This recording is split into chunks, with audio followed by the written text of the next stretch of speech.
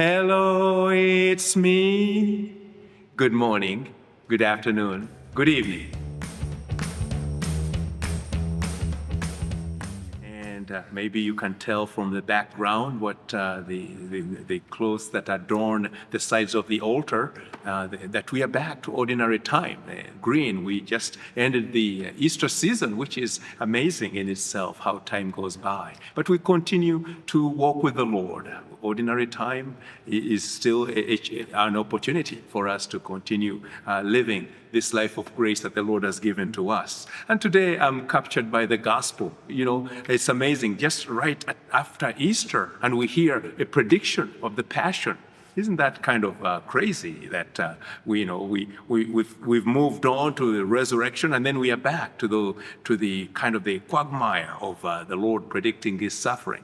But you know what? Other than think about that, let's think more about the reaction, the response of the apostles. Think of especially the Zebedee boys. I call them the sons of Zebedee, John and James. Their request of the Lord to requests of power, positions of power. And you know what? It's not just them. The reaction of the other 10 indicates a similar sense of desire. And so the question becomes maybe the difference there between ambition and aspiration. You know, with the ambition, there is that sense of wanting to be, wanting more to be for yourself other than for others, meaning whatever you want to become or be is maybe more colored by a deep desire in you to be greater, maybe better than others. But aspiration has a sense of you want to be something, but then there's a sense that you the tendency to be maybe for others, even if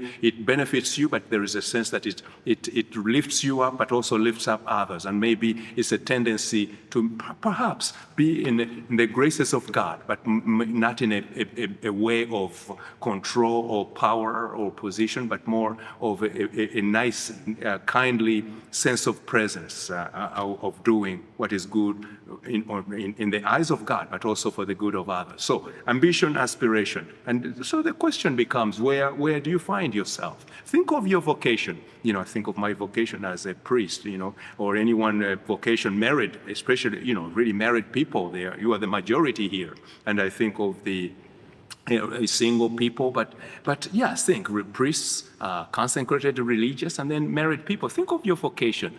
In your vocation, what draws you as you serve? Is it service, love, that sense of aspiration, perhaps for your good in connection to God, but also for the good of those around you, good of others? Or is it ambition? Think of, is it a sense of control, a sense of being served, but even a sense of being loved?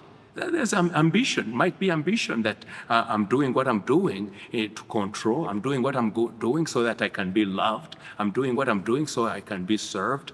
There is a difference. And I think that's the difference we see here as Jesus teaches his disciples in the gospel. He came not to be served, but to serve. And so, as you live your day, as we continue this ordinary time after the celebrating the season of resurrection of Easter, think of this day, this gospel, and the question that comes: are you caught in ambition, or do you have a sense of aspiration?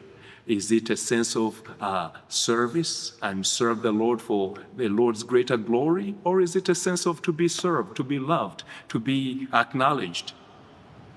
Brothers and sisters, friends, love because you are loved. Amen.